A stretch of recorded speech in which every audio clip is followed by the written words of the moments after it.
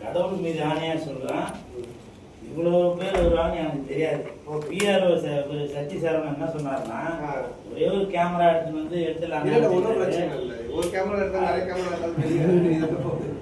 இல்ல என்ன நடந்துச்சுன்னு தெரியனால நான் இவன் சார் புடிச்சிரு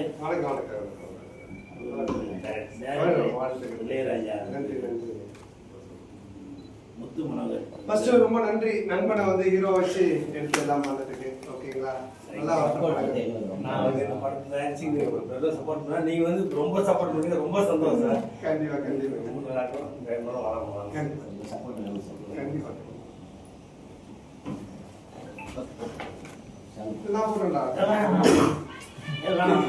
அப்புறம் ஆடியோ ரிலீஸ்ல சொல்லுவேன்.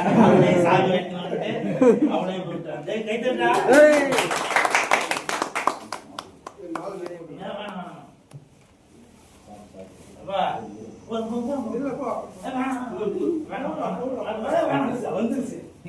இடம் பொருள் ஏவல்னு ஒண்ணு இருக்கு.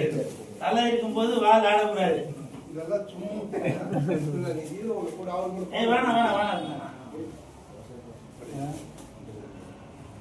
இன்னைக்கு ஒரு வார்த்தை சொல்லிடுறேன்.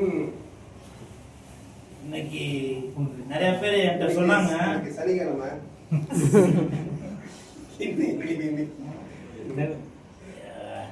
நிறைய பேர் என்கிட்ட சொன்னாங்க, குல் சுரேஷ் நீங்களே பல படத்துக்கு பப்ளிசிட்டி பண்றாரு, உங்க படத்துக்கு பப்ளிசிட்டி பண்ணணுமா அப்படின்னு சொல்லி. அப்ப நான் சொன்ன ஒரு வார்த்தை, என் தாய் தந்தைக்கு பிறகு நான் நல்லா இருக்கணும்னு நினைக்கிறவன் என் நண்பன் சந்தானம். சந்தானத்தோட ஆசீர்வாதத்துல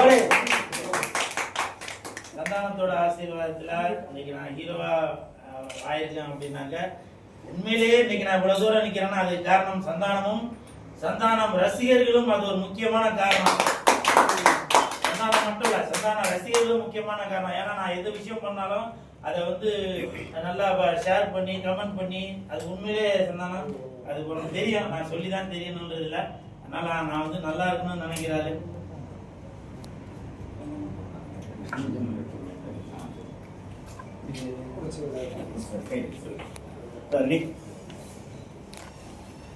படம் உள்ளே செல்லாதீர்கள்.